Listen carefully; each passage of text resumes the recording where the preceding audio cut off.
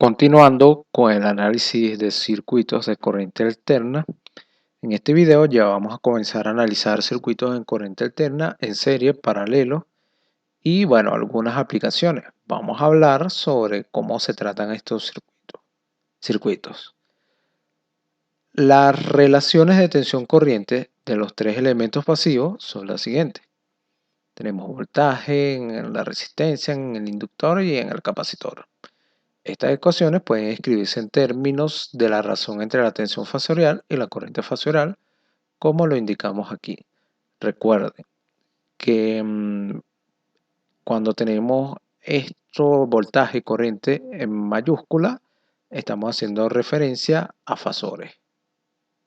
Entonces, de estas tres expresiones se obtiene la ley de Ohm en forma fasorial para cualquier tipo de elemento como la impedancia. La impedancia es igual al voltaje entre la corriente, o el voltaje es igual a la impedancia por la corriente, donde Z es una cantidad dependiente de frecuencia conocida como impedancia medida en ohms. Impedancia y admitancia. La impedancia Z de un circuito es la razón entre la tensión fasorial y la corriente fasorial I, medida en ohms. La impedancia representa la oposición que exhibe el circuito al flujo de corriente senoidal, aunque es la relación entre dos fasores. La impedancia no es un fasor porque no corresponde a una cantidad que varíe senoidalmente. Entonces, aquí tenemos cómo se escribe la impedancia para estos elementos, para un capacitor y para un inductor y para una resistencia. Vemos que para el capacitor es un número complejo, igual para el capacitor es un número complejo y para un inductor es un número complejo. Y aquí tenemos la admitancia. La admitancia simplemente es el inverso. 1 entre R, 1 entre este valor y 1 entre este valor. Como cantidad compleja, la impedancia puede expresarse en forma rectangular y en forma polar, que es lo que hemos hablado en estos últimos videos. Al comparar las ecuaciones, al comparar estas ecuaciones, tenemos que Z puede escribirse de forma rectangular o forma polar. Y el módulo de Z, si tenemos una forma rectangular, calculamos el módulo, que sería este valor, y podemos calcular el ángulo θ, que es este valor que está aquí. Entonces tenemos la parte real y la parte imaginaria. A veces resulta conveniente trabajar en el inverso de la impedancia, que es conocido como admitancia, como lo acabamos de decir hace unos momentos. Entonces se puede escribir la admitancia de esta forma. Y es igual a G más JB, donde G es la parte real y se llama conductancia. Y B es la parte imaginaria, B es la parte imaginaria y se llama susceptancia. La admitancia, la conductancia y la susceptancia se expresan en Siemens o ohmho. Aquí tenemos que el inverso de esto es igual en coordenadas rectangulares, es igual a lo que acabamos de definir. Si racionalizamos, encontramos siguiente. Al igualar parte imaginaria y parte real, tenemos que G es esto y B es esto, que es lo que definimos aquí como una admitancia, igual a Y. Aquí tenemos un ejemplo. Técnicamente, este es el primer circuito que vamos a analizar en corriente alterna. Debemos hallar el voltaje y la corriente en el circuito que aparece en la figura. A partir de la fuente de tensión, tenemos esto, que lo podemos escribir en forma polar de esta manera. Si no nos dan ningún ángulo con el coseno, simplemente asumimos que el ángulo es 0. Y la impedancia la escribimos de esta forma. Recuerden que la resistencia es simplemente 5 y para el capacitor es la fórmula que acabamos de decir, 1J omega C. Sustituimos y recordemos que 1 entre esto nos da simplemente un número negativo, porque no vamos a dejar esto expresado en fracción con el número complejo abajo, sino por simplificación debemos dividir y encontramos un número negativo aquí. Entonces tenemos la impedancia, tenemos el voltaje de la fuente, podemos encontrar la corriente. Sin embargo, esta impedancia, como la hemos expresado en forma polar, rectangular, deberíamos expresarla en forma polar para dividir y encontramos el valor de la corriente. En este caso, este se pasó coordenadas rectangulares, se dividió y luego se pasó coordenadas polares. Recuerden que ya vimos cómo se sacan estas cuentas a mano, pero lo recomendable es utilizar una calculadora. La tensión a través del capacitor sería el voltaje es igual a esta corriente por la impedancia del capacitor, que ya la tenemos aquí. Al dividir encontramos este valor. Al convertir I y B, estas ecuaciones, o sea, el voltaje y la corriente, al dominio temporal, simplemente hacemos lo que siempre hemos hecho hasta este momento. Simplemente tenemos este valor del módulo, coseno y los valores respectivos de los ángulos. Aquí tenemos otro ejemplo que decidí agregarlo, ya que tenemos el diagrama fasorial. Utilizando la álgebra compleja, encuentre el voltaje B para el circuito de la figura y trace las formas de onda de B e I. Entonces, tenemos esta corriente, tenemos un resistor de forma fasorial, lo escribimos de esta forma. Aquí, esto se dividió entre raíz de 2 para tener un valor RMS. Y tenemos este ángulo 30. Se multiplica la corriente por el valor del resistor, que es simplemente 2 ohmios con ángulo 0, y tenemos este voltaje. Luego este voltaje, para expresarlo en el dominio temporal, tenemos que multiplicar por raíz de 2. Tenemos este valor, multiplicamos por raíz de 2 y tenemos esta expresión. Seno igual a omega t más 30. Tenemos que tener cuidado con esta raíz de 2, ya que hay veces que nos dicen si son valores RMS y hay veces que no. Normalmente cuando tenemos esta presión, antes de comenzar a trabajar, lo recomendable es preguntar en qué están expresados estos valores, para ver si dividimos entre raíz de 2 o no. Aquí ya como queremos obtener las formas de onda, debemos expresarlo en función del tiempo. Graficamos, tenemos este 8, este valor pico, tenemos 30 grados, pero como es un resistor, recordemos que el voltaje y la corriente están en fase, así que no hay ningún desfasaje. Bastaría tomar en cuenta este ángulo que comienza aquí en 30 grados y trazamos las curvas. Ahora en el diagrama fasorial es más fácil aún. Vemos que el voltaje es más grande que la corriente, así que dibujamos un vector aquí largo y un vector cortico que es el de la corriente. Como ambos están en fase y tienen un ángulo de 30 grados, simplemente se dibuja el ángulo de esta forma. Aquí tenemos otro ejemplo que debemos hacer lo mismo que el ejemplo anterior, solo que tenemos un inductor. Tenemos la corriente, la escribimos en forma fasorial, dividimos entre raíz de 2, encontramos el voltaje multiplicando por la reactancia. Con la reactancia encontramos la impedancia, multiplicamos y encontramos este valor de voltaje. Lo llevamos al dominio temporal, lo tenemos aquí. Y teniendo corriente y voltaje en el dominio temporal, podemos dibujarla. Recuerden que hay un adelanto entre la corriente y el voltaje en un inductor. Entonces, dibujamos aquí en la corriente, tenemos un ángulo de 30 grados, dibujamos los 30 grados y esta en 120 grados, que serían aquí. Tenemos que tomar en cuenta que tiene que existir una diferencia de 90 grados entre la corriente y el voltaje. O sea, deben estar así de una manera cuadrada. Combinaciones de impedancia. Considere las n impedancias conectadas en serie que aparecen en la figura. A través de ella fluye una misma corriente.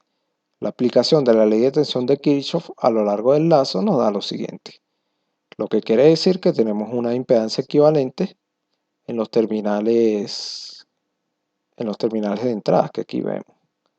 Y si despejamos la z, sacando un factor común, tenemos que el z equivalente simplemente sería la suma de todas estas impedancias. Podemos ver que en corriente alterna,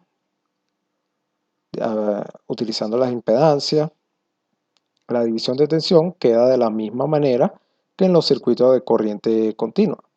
Simplemente si queremos saber el voltaje aquí, bastaría multiplicar esta impedancia por este voltaje por la suma de ambas. Y lo mismo, si queremos aquí en B2, multiplicamos esta impedancia por este voltaje por la suma de ambas. De la misma manera se puede obtener la impedancia o la admitancia equivalente de n impedancias conectadas en paralelo que se presentan en la figura siguiente. La tensión en cada impedancia es la misma. Al aplicar la ley de corriente de Kirchhoff al nodo superior, tenemos que la fórmula de la impedancia es la misma de las resistencias cuando trabajamos en corriente continua. O sea, nada cambia en este análisis que estamos haciendo. Y la admitancia sería simplemente el inverso de esto, la suma de Y1, Y2, Yn. Ahora vemos que el divisor de corriente también se aplica de la misma manera que en los circuitos de corriente continua. Tenemos I1, I2, queremos saber I1, sería simplemente multiplicar esta otra impedancia entre la suma de estas dos por esta corriente que entra. Y lo mismo si queremos saber I2. Las transformaciones delta estrella y estrella delta aplicadas a los circuitos resistivos también son válidas para las impedancias. Aquí debemos recordar esta fórmula, que si queremos la impedancia en delta es simplemente 3 veces la impedancia en estrella, y la impedancia en estrella es 1/3 de la impedancia en delta. Y cómo encontrar los valores para convertir de estrella a delta y delta a estrella. Debemos recordar o guardar esta fórmula en algún sitio y cuando requeramos de esto lo vamos a hacer. Que lo más probable cuando estemos viendo sistemas desbalanceados vamos a utilizar esta fórmula. O esta fórmula lo vamos a utilizar mucho cuando veamos sistemas con transformadores. Aquí tenemos un ejemplo, ya que es un ejemplo en serie para aplicar todo lo que sabemos hasta ahora. Y al realizar este ejercicio estamos capacitados para aplicar un divisor de corriente, un divisor de voltaje o un circuito que esté en paralelo, ya que tenemos los conocimientos de cómo tratar estos circuitos los circuitos de corriente continua, que aquí simplemente es lo mismo, lo único que estamos introduciendo lo que ya hemos aprendido desde que comenzamos esta serie de videos de corriente continua. O sea, tenemos la fuente, tenemos los fasores, tenemos la impedancia. Prácticamente es lo mismo que un circuito de corriente continua, solo que ahora debemos tener en cuenta los ángulos y las coordenadas polares y rectangulares. Aquí debemos calcular la corriente, el voltaje en cada uno de los elementos, el factor de potencia total, la potencia promedio entregada al circuito, el diagrama fasorial, la suma fasorial de BR, BL y BC y mostrar que es igual al voltaje de entrada y encontrar BR y BC utilizando la regla de divisor de voltaje. En la parte A, mediante combinación de elementos comunes y encontrando la reactancia del inductor y el capacitor, tenemos lo siguiente. Encontramos la reactancia, luego, o sea, tenemos estos valores, la resistencia total, la inductancia total y la inductancia en los capacitores en serie, que esto ya lo sabemos cuando vimos los temas de capacitores e inductores. Luego encontramos la reactancia, sustituimos los valores, tenemos mucho cuidado con las unidades, tenemos la impedancia, ya que si nos equivocamos encontrando una impedancia de esta, ya tendremos todo malo. Así que tenemos que tener mucho cuidado sacando estas cuentas. Y dibujamos un circuito equivalente. Recuerden que aquí tenemos raíz de 2 por 20, seno de 377. Aquí, como no tenemos ningún ángulo, simplemente ponemos 0 grados. Luego, como todo está en serie, sumamos las impedancias, que la impedancia total sería la suma de todo esto. Lo sumamos en coordenadas polares y después lo transformamos a coordenadas rectangulares. Y finalmente la corriente sería la fuente entre este valor de la impedancia total. Recuerden que aquí tenemos raíz de 2. Al dividir entre raíz de 2 para trabajar con los valores RMS, las dos raíces se van y tenemos la fuente de 20. Luego, el voltaje en el resistor y en el inductor y el capacitor se pueden contar simplemente por ley de Ohm. Tenemos la corriente, multiplicamos por cada una de estas impedancias y encontramos estos valores. Finalmente, al tener estos valores de voltaje y la corriente, podemos hacer el diagrama fasorial. Aquí tenemos el valor del voltaje en el inductor, en el capacitor, en la resistencia. Tenemos que tener presente todos estos ángulos. Recuerde que el ángulo 0 es el de respecto a la resistencia. Tenemos la fuente, ángulo 0. Y recuerden que tenemos que tomar en cuenta los desfasajes.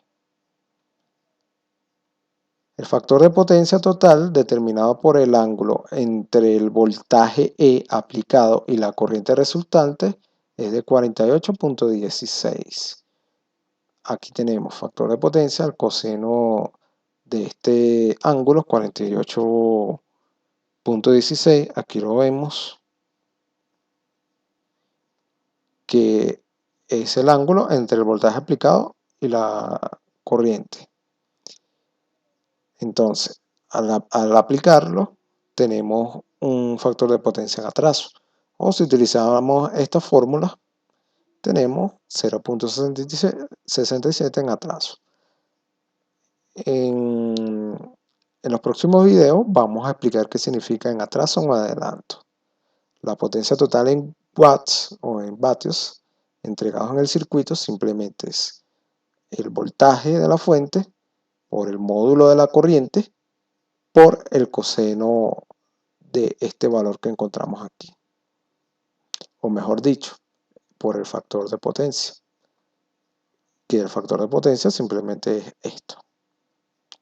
Y tenemos 17.74 vatios. El diagrama fasorial ya aparece aquí en esta figura. Y la suma fasorial simplemente de esto, voltaje en R, el inductor, el capacitor, sumamos todo esto, que tendría que ser igual al valor de la fuente, que son 20 voltios. Y la suma de todos los ángulos debería ser 0.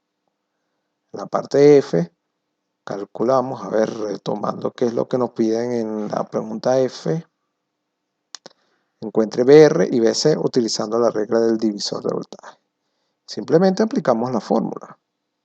Aquí la tenemos. Queremos saber el voltaje en la resistencia, simplemente tenemos el voltaje en la resistencia más la impedancia total por el voltaje de la fuente. Para el capacitor igual, Z total por el voltaje de la fuente. A ver, la impedancia total, aquí la tenemos. Recuerden que aquí hacemos un equivalente y en ese divisor de tensión debemos utilizar el Z total. Y finalmente tenemos estos dos voltajes. Con este ejemplo finalizo el video. Ya hemos resuelto nuestros primeros circuitos en corriente alterna. Vemos que el análisis prácticamente es el mismo que el de corriente continua. Ya estamos utilizando todas las definiciones que hemos dado hasta ahora. Y sin más nada que agregar, los invito a continuar con el próximo video.